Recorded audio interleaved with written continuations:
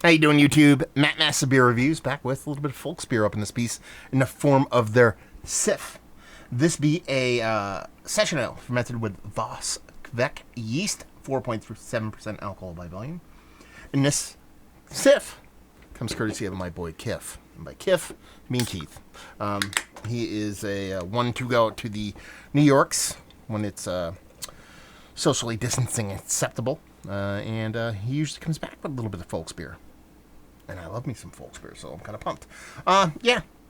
Typical stylings, Folksbier font with that little bit of kind of soft, kind of non-ostentatious kind of background of wheat flowing in the wind. As far as that looks, I mean, that definitely looks the part of a hazy pale.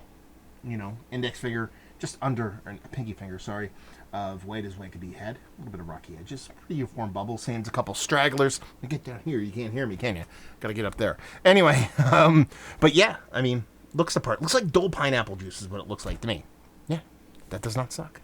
So you're talking about Kveik yeast. What are we gonna get? It can go a couple different directions because I've had Kveik yeast come off very neutral. I've had it come off very new school hazy. I've had it come off even sour to a point. And this has a big, vibrant orange to it that has this little subtle bit of tartness to it for me. I don't know if that's the yeast coming through, but I would assume it would be. Citrus all the way.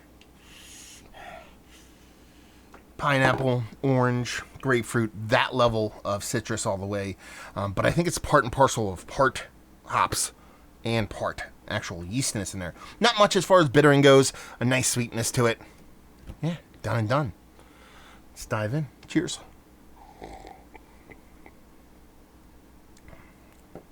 Oh, that's really good. Yeah. The level of citrus fruit in here is just remarkable, especially for its low ABV level of 4.7%. Drinks more like a 6 and change IPA. There is this little subtle, very, very subtle tart thing in there. Has to be yeast driven, and I really dig it. The way it comes off here, it almost adds a level of realism to the way the citrus fruits come off, because that tart kind of acidic thing you would get from a real fruit kind of comes through on this. There's a nice dryness to it. There is a sweetness to it, so it's not a completely kind of completed non-residual sugar kind of beer to it, but it's definitely not overly sweet. But it does finish dry, makes you want to go back for a little bit more. I could drink this all day. This is so delicious. Listen, I'm not going to sit here and tell you for the first time that I'm a fan of Folksbier. They're one of my favorite breweries in the country, to be perfectly honest with you. And they're one of my favorite breweries to drink at. Before this whole pandemic went down, if I ever made it out that way, I was always stopping by and drinking some beers. So I'm a fan of what they do. And a lot of people would be like, well, then you go into these beers with preconceived notions. And I can't say that's not the case, but when I really dig on a brewery, I think it's actually the opposite. Not that I don't go in preconceived notion, but I think since I have these subtle preconceived notions, I might be a little bit harder on a brewery because I expect it to be good.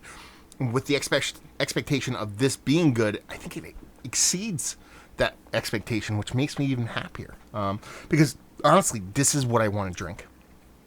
A sub 5% hazy, drinking like a 6 and change hazy. Not overly sweet. Give me a big citrus component with that little chef's kiss of a little bit of tartness in there to kind of make it come home as a realism thing when it comes to the way the fruit kind of shows. This ends up coming off as an infinitely tasty, super chuggable, low ABV beer. Let's talk about it. Is this one of the better session beers? Period. Let's do that. Open that gate as wide as possible. Don't like session hazy, session IPA, session pale. Session beer. We're talking sub 5%. Oh, it's gotta be, man. It's gotta be. It's gotta be Mount Rushmore, Stennis. I know that rotates. We rotate faces on and off of that, but I'm hard pressed to find something at this ABV level that has impressed me this much. And it's just delicious. I mean, what do you want? It's giving me everything I want, and on top of that low ABV all day. Value availability, no idea. Keith, let me know what's what when it comes to what this cost, or anybody out there in the whole Folksbier kind of universe, and leave you with, if you like, what will you like this beer? If you like low ABV super chuggers, because that's where this beer kind of lands. Again, I kind of want this beer in a 30 rack. I don't want it to be in Brooklyn in one can at one serving at a time. I want this in 6 packs. I want it in 15 packs. I want it in 30 racks.